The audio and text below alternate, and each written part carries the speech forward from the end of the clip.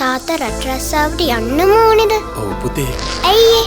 පුතාට සතුටින් ඉන්න ඕනේ හින්දානේ. ජාවාරම්කරුවන්ට අහු නොවී වැදගත් විදිහට වැඩ ටික කරගෙන සතුටින් රට යන්න.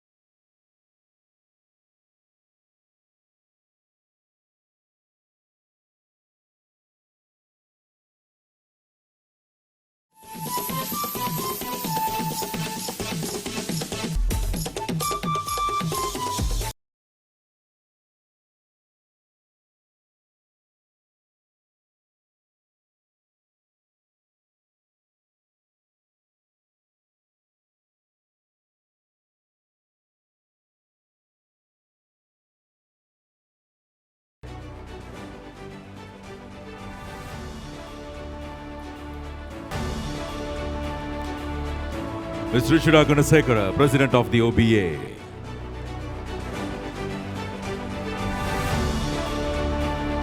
Last year, when I met you, the situation was much gloomier. And many of you had a question mark over the future of Sri Lanka. But all of you cooperated in turning it around. So first, let me tell you, thank you. Our problem last year was we didn't look at our solutions. The practical actions we could take place. We are more distracted by the politics of it. And those who are out there agitating. I can understand people having pressure, but agitation doesn't give solutions.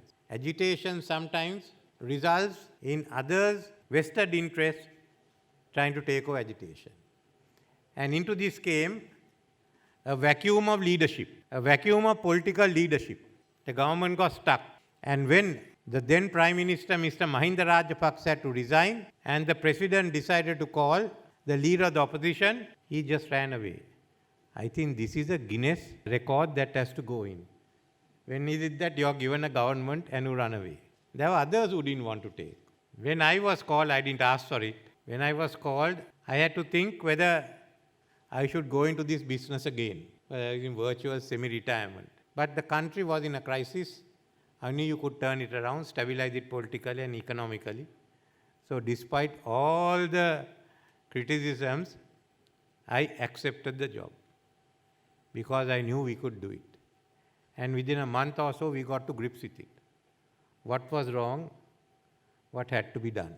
Unfortunately, political events overtook the economy because they were frightened that the economy might turn around. The 2 days that we spent, I need not describe. But then there was a chance of turning the economy around even much faster. And I must thank everyone again in the political system who rallied around, not because they like me. I don't think there are very many who personally like me. But they knew the job had to be done and that we had to get down and do the job. Now, to go ahead, have we got the capital that is required? Remember this, Sri Lanka was one of the first countries to join the commercial era. The whole of Colebrook-Cameron report was to do away with feudalism and open it up for commercial activity. And from 1840 onwards, we built up our capital. First the foreigners, then the Sri Lankans. But from 1970 onwards, all that was destroyed, done away with. Government took over, and the whole thing collapsed. When we came in 77, it couldn't be revived. The capital formation was broken, as you know. One reason for the big project of Mahaweli in 10 years was as the construction industry took off, as the big companies came in from outside, there were so many other opportunities for Sri Lankans. Subcontractors who are big contractors today, supplying of goods. So just imagine 10 years, we did the whole Mahaveli program that should have been done in 30 years. That gave you money. Building the new capital again gave money. Tourism. So we opened up that there will be new monies. And foreign investments came in with the free trade zone. So from 77 onwards, we slowly built up our capital. But we didn't open out. So this is the difference. Vietnam in 1990 had less capital than us. They opened up, got foreign investment, and today, look at their financial capital available. But we went slowly. We had a war. And then in 2021 and 2022, all that has gone.